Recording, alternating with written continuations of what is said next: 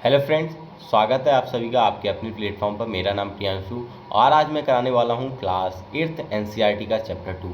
इससे पहले आपने अगर एनसीईआरटी का साइंस का फर्स्ट चैप्टर नहीं देखा है तो आपको सबसे पहले फर्स्ट चैप्टर आपको देखना चाहिए। आज हम बात करने वाले हैं चैप्टर 2। बहुत ही डीप से अच्छे से आपको एक्सप्लेन करेंगे। अगर आप किसी competitive exam like C TET, S TET and any other competitive exams की प्रिपरेशन कर रहे हैं तब तो ये आपको देखना ही चाहिए। साथ ही अगर आप क्लास 8th के स्टूडेंट हैं तब तो आपको ये देखना मस्ट है। ठीक है, तो बात करते हैं micro organism, friend and Foy. मतलब सूक्ष्म जीव जो हैं वो हमारे मित्र और शत्रु, इन दोनों तरह के जो नेचर्स हैं इनके, उनके बारे में हम बात करने वाले हैं। तो बने रहिए मेरे साथ और देखते रहिए पूरा वीडियो। अगर हम बात करें माइक्रो ऑर्गेनिज्म की, जिसको हम माइक्रोब्स भी कहते हैं, तो ऐसे जीव, ऐसे सूक्ष्म ऐसे जीव, ऐसे ऑर्गेनिज्म जो जिन्हें हम नेक्ड आई से नहीं देख सकते। फॉर एग्जाम्पल, अगर आप ब्रेड को देखते हैं, जब ब्रेड आप काफ़ी दिनों के लिए रख देते हैं, जैसा कि आपने क्लास 7th में भी एक्टिविटी की होगी कि आप क्या करते हैं कि ब्रेड को लेते हैं, ब्रेड को लेने के बाद आप उसे कुछ दिनों के लिए क्या करते हैं, भिगाने के बाद उसको रख देते हैं, जिससे वो सड़ने लगता है। सड़ने पे क्या होता है, उसमें से फंजाई ग्रो करने लगती है। ये क्या है, एक तरीके से माइक्रो ऑर्गेनिज्म है, क्योंकि वहाँ पर भी आप इन्हें क्या करते थे, नेक्ड आई से नहीं देख सकते थे। इसी की बात करें, यही अगर हम बोला जाए माइक्रोब्स क्या होते हैं, तो this type of organism which we can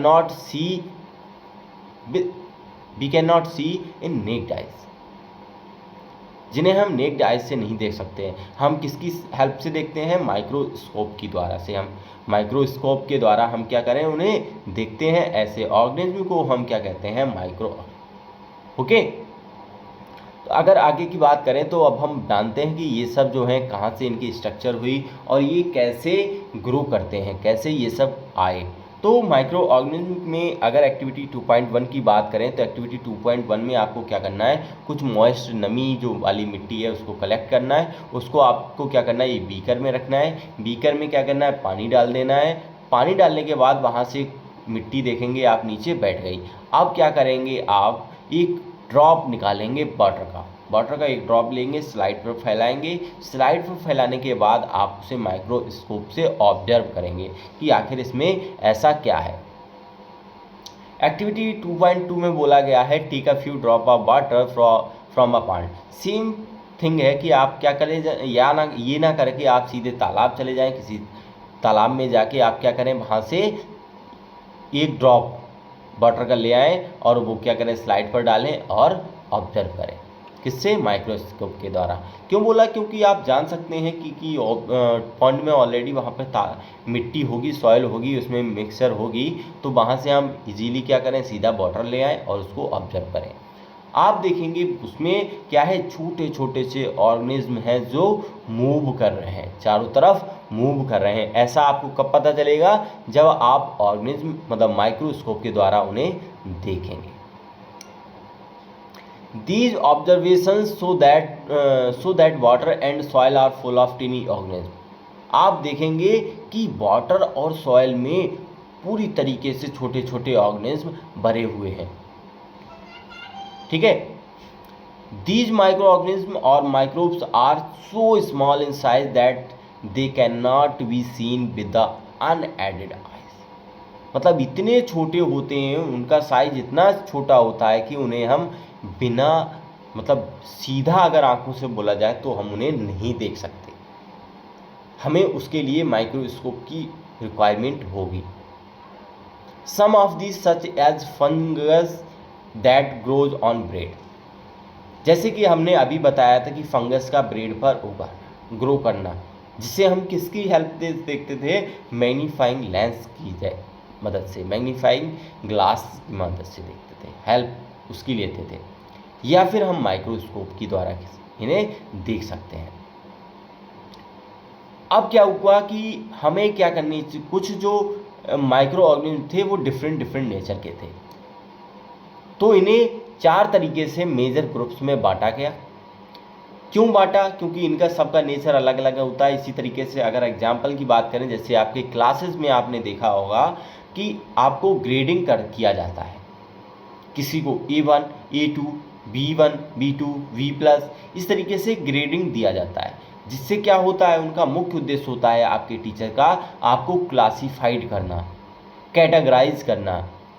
किस बेस पर? आपकी एकेडमिक के बेस पर, आपके स्पोर्ट्स में कितना आपका एफर्ट किया आपने।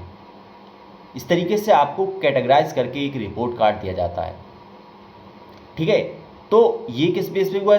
ठीक इसी प्रकार से इनके नेचर, इनके बिहेव के आधार पर, बेस पर इन्हें भी 4 मेजर्स ग्रुप में बांटा गया।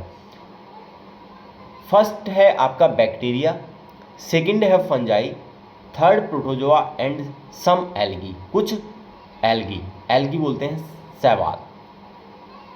ठीक है, तो इनको 2.1 2.4 जो आपका फिगर है उसमें हम अच्छे से बात करेंगे। उससे पहले अगर हम बात करें कि वायरस जो है, अगर आपको कभी खांसी होती है या पोलियो हुआ है, नहीं हुआ है, हुआ फॉर एग्जांपल अगर बात करते हैं, वायरस हुआ है या कुछ भी होता है, तो ये मतलब खांसी होती है, ये सब किसके कारण होती है? वायरस के। तो वायरस भी क्या है? बहुत ही छोटा है, इसे भी हम माइक्रोस्कोपिक की हेल्प से ही देखते हैं। फिर क्यों ये डिफरेंट है उन माइक्रो ऑर्गेनिज्म की? They however reproduce only inside the cells of the host organ. और ये क्या है? परपोषियों पर डिपेंड रहते हैं, ये दूसरों पर डिपेंड रहते हैं, विच में भी या बैक्टीरियम, प्लांट और एनिमल। कुछ एग्जाम्पल्स जो हैं वो आप 2.5 में देखेंगे, हम उन्हें एक्सप्लेन करेंगे। कॉमन एलिमेंट्स लाइक कोल्ड, जैसा हमने अभी बताया था, सर्दी जुकाम, इन्फ्लुएंजा, फ्लू जो इसे बोलते हैं, and most coughs are caused by virus. और ये सब किससे होता है? क्या रीजन होता है इनका? वायरस। डिफरेंट टाइप के वायरस होते हैं, उनसे हमें ये रोग होते हैं। Serious disease like polio, chicken pox are also caused by virus. तो वायरस देख सकते हो आप कितना खतरनाक है, डेंजरस है फॉर आवर बॉडी। पोलियो जिसमें क्या होता है? अपंगता आ जाती है, कोई भी बॉडी पार्ट्स है वो मतलब उसमें अक्षमता आ जाती है, वो अच्छे से वर्क नहीं करता। ठीक है, तो ये किसका कारण होता है? ये वायरस का। Disease like dysentery and malaria are caused by protozoa. अगर मलेरिया की बात करी जाए, डिसेंट्री की बात की जाए, तो ये सब किसके कारण होते हैं? डिसेंट्री को बोलते हैं अतिसार। अतिसार और मलेरिया ये सब किसके कारण होते हैं? प्रोटोजोआ के कारण। Whereas typhoid and tuberculosis are bacterial disease.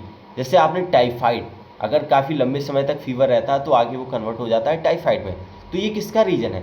ये है बैक्टीरिया का कारण। ट्यूबरकुलोसिस, टीबी जिसे बोलते हैं, तो ये भी किसका कारण है? बैक्टीरिया से होता है। You have learned some of these microorganism in class 6th and 7th। और ये सब के बारे में आपने 6th और 7th क्लास में पढ़ा होगा। इसमें आप देख पा रहे हैं ये जो हमारी शेप दी गई हैं, ये शेप दी गई हैं हमारी बैक्टीरिया की। ये फिगर दिए गए हैं आपको किसके? बैक्टीरिया के। ये है हमारी बैक्टीरिया। ठीक है, आगे बात करें, ये देखिए ये टाइप दिया गया है आपका एल्गी का। एल्गी के फिगर्स दिए गए हैं, देख रहे हो? ये सब, ये एल्गी है, ये प्रोटोजोआ है। ये क्या है? प्रोटोजोआ। अमीबा के बारे में आप आगे आने वाली क्लास 10th 9th में और अच्छे से डीप से अध्ययन करने वाले हैं, डीप से आप उसे स्टडी करेंगे। ये किसका है? फंजाई का, जिसमें हमने क्लास 7th में आपने अगर पढ़ा हो, ये क्या होता है? ब्रेड मोल्ड, जो क्या होता है आपको अम्ब्रेला लाइक स्ट्रक्चर क्या हो जाती है? ग्रो कर जाती है किसी भी जगह पर। पेरिसिलियम, ये देखिए आप, ये सब क्या है? फंजाई के हैं। क्या है ये? फंजाई है।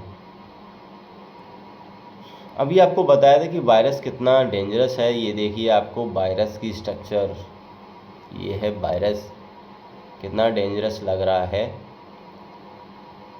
अब बात करते हैं where do microorganism live, मतलब ये सूक्ष्म जीव जो हैं, छोटे छोटे जीव जो हैं, वो आखिर रहते कहाँ। तो अगर रहने की बात की जाए इनकी, तो आखिर ये रहते कहाँ हैं।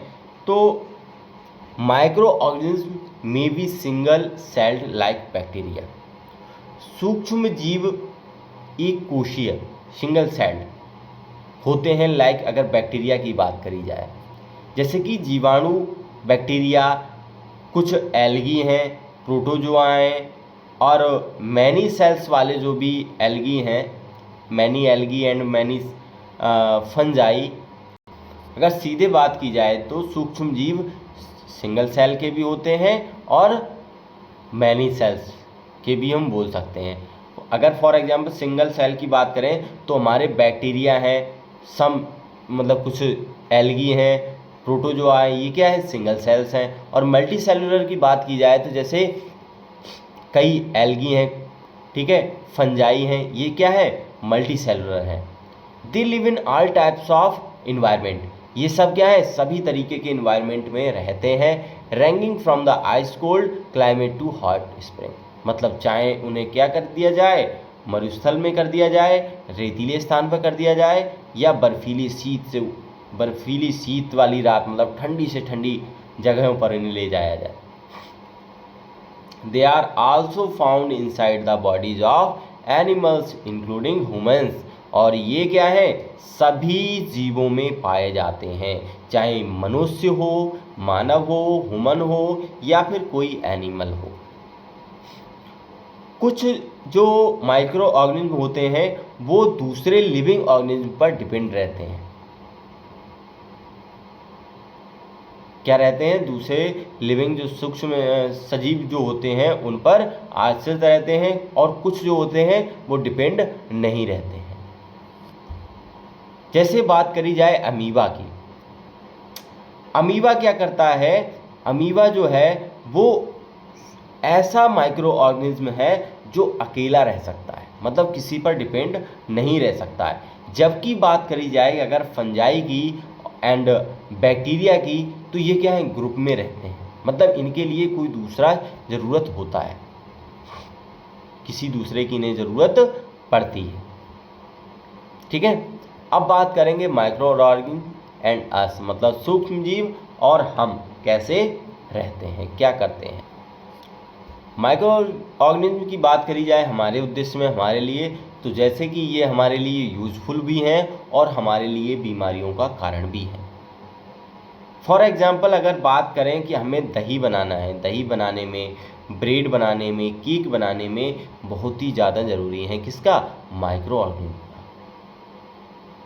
यहाँ तक की बात करी जाए कि पहले के जो समय से ही मतलब अब तक अगर बात करी जाए तो माइक्रो ऑर्गेनिज्म का यूज अल्कोहल बनाने में किया जाता है, जिससे क्या बोलते हैं, शराब। इसको बनाने में क्या किया, किसका यूज किया जाता है, माइक्रो ऑर्गेनिज्म। ये किससे बनती है, ज़्यादातर अगर बात की जाए तो ये शुगर कैन से बनती है। ठीक है, इसके बारे में बाद में बात करेंगे। They are also used in cleaning up of the environment, ये यहाँ तक कि इन्वायरमेंट को साफ रखने में भी हमारी हेल्प करते हैं। फॉर एग्जाम्पल अगर बात करें तो जो भी ऑर्गेनिक वेस्टेज है, ऑर्गेनिक वेस्टेज कहने का मतलब जो कार्बनिक अपशिष्ट है, जैसे सब्जियों के छिलके हो गए, क्या हो गए, सब्जियों के छिलके हैं, जंतुओं के अवशेष हैं, ठीक है। इसी तरीके से अगर हम बात करें जो कि क्या होते हैं, ख़त्म हो जाते हैं, मतलब अगर उनकी बॉडी पड़ी हुई है तो वो क्या करते हैं, बैक्टीरिया क्या करते हैं, उन्हें अपने अंदर यूज कर लेते हैं, उनका डिके कर देते हैं, ख़त्म कर देते हैं उस जगह से। आपने देखा होगा कोई चीज़ यहाँ डाल दो, वो कुछ समय बाद वहाँ से ख़त्म हो जाती है, तो क्या होता है, बैक्टीरिया उन्हें खाते रहते हैं, बैक्टीरिया भी उन पर डिपेंड रहते हैं और उनसे एब्जॉर्ब करते रहते हैं। और क्या करते हैं, हानि रहित पदार्थ भी बनते हैं, मतलब usable substance by bacteria. Recall that bacteria are also used in the preparation of medicine, और यहाँ तक कि बैक्टीरिया जो है वो मेडिसिन्स भी बनाने में यूज होता है, दवाइयाँ बनाने में हम उनका यूज करते हैं। In agriculture they are used to increase soil fertility by fixing nitrogen. Agriculture की बात करी जाए, एग्रीकल्चर में खेतियों में तो इसकी जो यूज करते हैं हम, क्या करते हैं, सॉइल की फर्टिलिटी को बढ़ाने के लिए।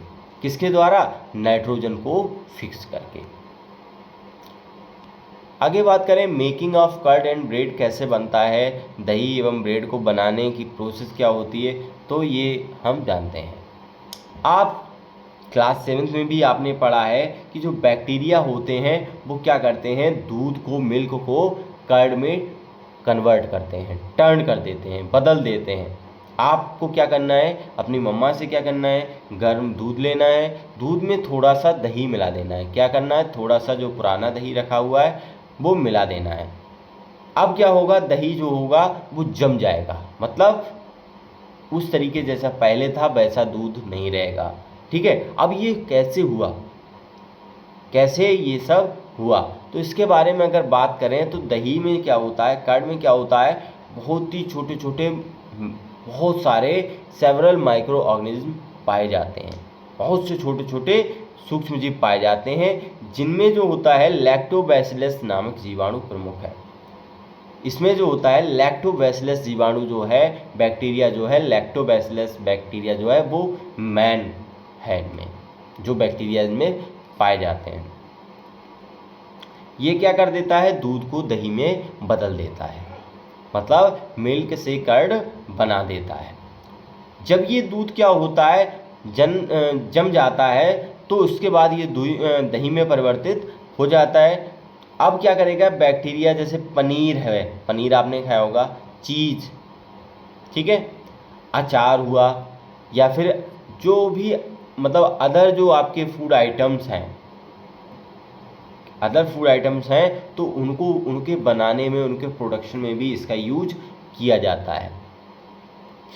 जैसे बात करी जाए रवा सूजी, रवा सूजी जो है क्या करती है, इडली बनाने में, भटूरे में बनाने में क्या करती है, संगठक है। मतलब क्या है, ये दही उसमें मिलाते हैं, इडली बनाते हैं तो उसमें रवे में क्या करते हैं, या सूजी में क्या करते हैं, इडली और भटूरे बनाने में दही मिलाते हैं। ठीक है, क्यों मिलाते हैं, इसका भी कारण आपको पता चलेगा। जैसे बैक्टीरिया और ईस्ट जो है, bacteria and yeast are also helpful for fermentation of rice, idlis and dosa batter. क्या होती है, जीवाणु और जो ईस्ट होते हैं, मतलब बैक्टीरिया ईस्ट जो होते हैं, चावल के आटे में क्या होता है, किण्वन, फर्मेंटेशन जो होता है में यूजफुल होते हैं, जिससे क्या होता है, डोसा और इडली बन जाता है। इस एक्टिविटी में आपको क्या करना है, एक बर्तन में आधा किलो आटा लेना है। आधा किलो आटा लेने के, या फिर आप मैदा ले सकते हैं, उसमें क्या करना है, आपको थोड़ी सी चीनी डालना है और उसको हॉट वाटर में आपको मिला देना है। मिलाने के बाद आप क्या करेंगे, उसमें से एक चुटकी क्या करेंगे, इनमें एक चुटकी ईस्ट पाउडर मिलाएंगे। क्या मिलाएंगे, ईस्ट पाउडर मिला के और उसे गूंथ देंगे, मतलब अच्छे से उसे मिला देंगे। अब क्या करेंगे, आप इन्हें 2 घंटे के लिए रख दीजिए। रखने के बाद क्या करेंगे, आपको मैदे के में ऊपर एक, मतलब फूल जाता है, वो सब क्या हो जाता है, फूल जाता है। जैसे आपने देखा होगा फर्स्ट फिगर में, आप देख पा रहे हैं कि ये इस लेवल में था, बाद में ये क्या हो गया, मैदा फूल गया। क्या हुआ, फूल गया। तो ईस्ट क्या करता है, ईस्ट जो होता है उसमें, मतलब जैसे जनन के करके श्वसन के दौरान CO2 उत्पादित करते हैं, ये क्या करती है, CO2 गैस निकालती है, बना देती है। अब गैस के बुलबुले खमीर जो होती है वाले मैदे का, अब जो वॉल्यूम है वो बढ़ा देती है। अब उसमें क्या बन गई, CO2 गैस बन गई। CO2 गैस बनेगी तो उसे निकलने के लिए रास्ता भी चाहिए। अब वो क्या कर रही है, पहले तो अंदर ही फूल जाती है, इसको फुला देती है, बाद में ऊपर से निकल जाती है, जिससे क्या होता है, इसका वॉल्यूम बढ़ जाता है। वॉल्यूम बढ़ने का मतलब इसका आकार क्या हो जाता है, बढ़ जाता है। अब ये पॉट से बाहर निकल आता है। क्या करते हैं, यह बेकिंग जो इंडस्ट्री होती है, ये दिया गया है आपके, this is the basis drop and increase its volume, this is the basis of the use of east in baking industry for making breads, pastries and cakes. और यही सब क्या करते हैं, बेकिंग इंडस्ट्री में, बेकिंग उद्योग में ईस्ट का उपयोग का आधार है, जिसमें ब्रेड, पेस्ट्री तथा केक बनाए जाते हैं। तो ये हो गया आपका फर्स्ट पार्ट। नेक्स्ट वीडियो में इससे आगे की बात करेंगे। तो आपको ये वीडियो कैसा लगा कमेंट सेक्शन में कमेंट करिए। Thank you so much, have a nice day.